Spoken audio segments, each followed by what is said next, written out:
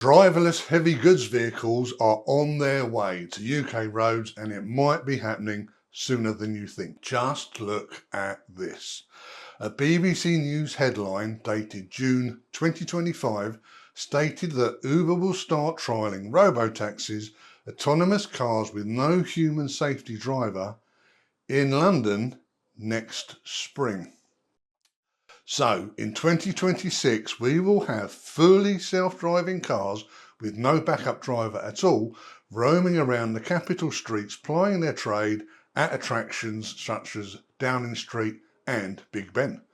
That's right, they're already on the roads in China, Singapore and some other places, and the good old UK government wants a slice of that self-driving pie. Uber had already done a load of successful testing in London with a safety driver, and now the laws have been changed, so fully driverless taxis are legal and will be testing in London from this spring. But robo-taxis aren't quite 44-tonne double-deckers, are they? What's the problem? Well, over on the continent, some of their roads will be seeing self-driving trucks this year. IVECO and the US company PlusAI told Reuters that they're expanding their autonomous truck fleet to work a defined freight corridor, which is a type of geofenced depot-to-depot only route which the industry thinks will be the achievable first step forwards. 2 IVECO S-Way trucks are being equipped with advanced self-driving tech, with testing scheduled to commence this year along a roughly 300k route between Madrid and Zaragoza. They'll be working with logistics operator CICE and the regional government of Aragon, but in these trials the trucks will still be manned with a backup safety driver. So how close are we to having 18-tonne home deliveries completed by a hybrid of George Russell and a smart Russell Hobbs toaster?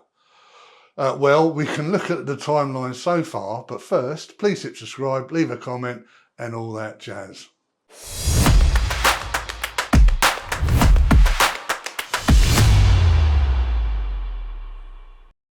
Right, so it was way back in 2015, the UK government started pushing the idea that we're going to be a big player in all this self-driving stuff.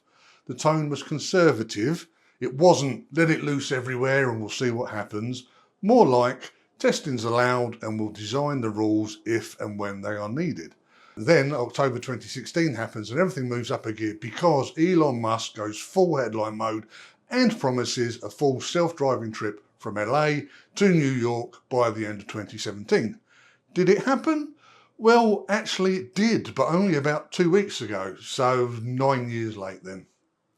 So bringing it back to the UK HGVs, there were a lot of conversations going on behind the scenes. And we know this because in March 2017, the Road Haulers Association issued a statement basically saying, let's all slow down and take a breath. From 2017 to 2019, the UK government and industry do a lot of talking up of platooning as a possible stepping stone.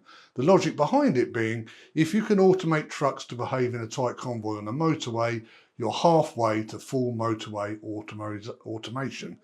But surprise, the UK roads aren't the smooth arrow straight highways seen in Arizona. Our roads are more of a arts and craft project. In October 2018, the trials basically highlight what every driver already knows: it's too soon. The tech's not there yet and the real world is too messy. Random narrow lanes with markings that disappear for a laugh, feeding into very dangerous motorway junctions. UK roads are maximum difficulty level compared to the neat, wide, simple places where a lot of this tech gets shown off. And in 2019, you get the social side of it. The AA research shows only about a quarter of people really trust driverless tech. That matters because you can pass laws all day long. If everyone hates it, politicians get cold feet, farm tax, and then the companies get nervous, rollouts get slower and more controlled. At the same time, from 2018 to 2020, something sneaky happens. Autonomy gets normalised, but in tiny safe doses, like those little home delivery robots start appearing. Maybe you've seen them, they're about a cooler box size on wheels, the Starship Technologies and the Co-op doing low speed, low autonomy in towns. Pretty far from a HGV, obviously, but it gets the public used to the basic idea. A vehicle can move with no human control. Now, the real turning point on paper comes in January 2022. The Law Commission basically says if you want self-driving on the public roads, you need a whole new legal framework. Because the big question is, who's in trouble when it all goes wrong? Is it the manufacturer, the operator, the software company, some dude named John back in the control room? And this is where it all gets serious. We move from cool demos, man, to complicated laws. Then, April 2022, you see the first self-driving battleground. The huge private estates of the ports. The port of Felixstowe starts talking publicly about autonomous capability as part of its operations. Because ports are perfect for it. Private land, controlled routes, repeating the same trips all day, every day. No pedestrians stepping out from behind a bus. No random mini roundabouts with 6 exits, and no circular diversions that just bring you back to where you started from. And in 2022, Felixstowe is describing real on-site autonomous trucks, trials moving loads within the port estate. And that's the real pattern to remember. Control places first, ports, airports, big private depots, industrial estates and R&D sites.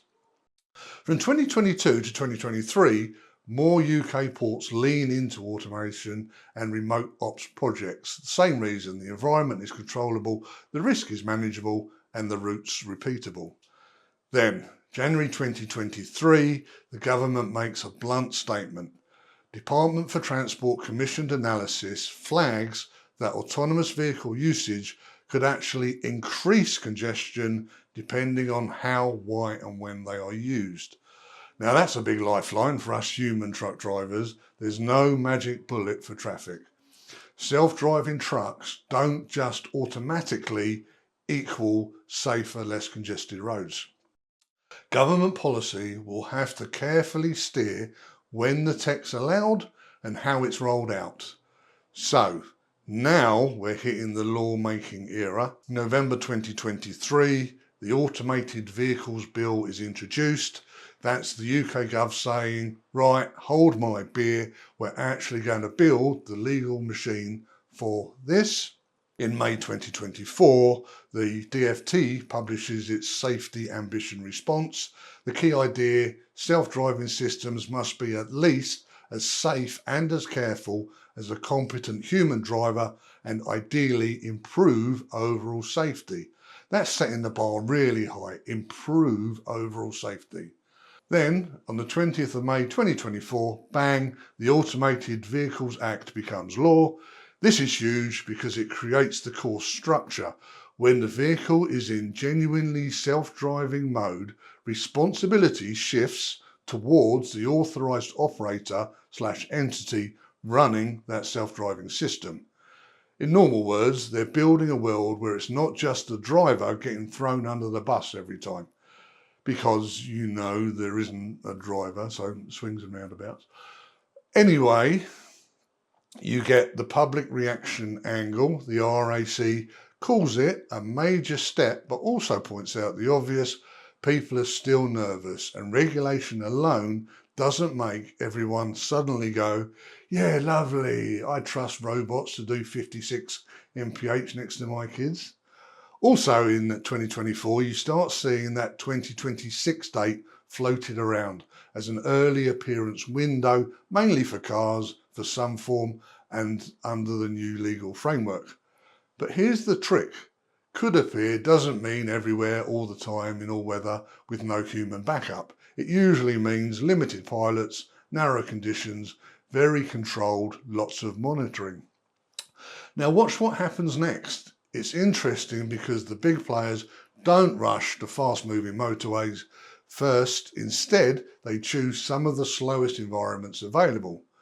December 2024 is a cracking example. DHL supply chain teams with Oxa and runs an autonomous vehicle in live airport traffic at Heathrow Airport. It does 1300k in 14 days. But notice where it is. It's an airport. It's managed roads, rules, predictable flow, a place that can be engineered for autonomy. We'll gloss over the fact that it was a car and not even a van. Then, in 2025, a seismic shift. The Road Haulers Association starts openly talking about autonomous vehicles and AI being on the freight roadmap, improving efficiency, cutting emissions, and that sort of thing.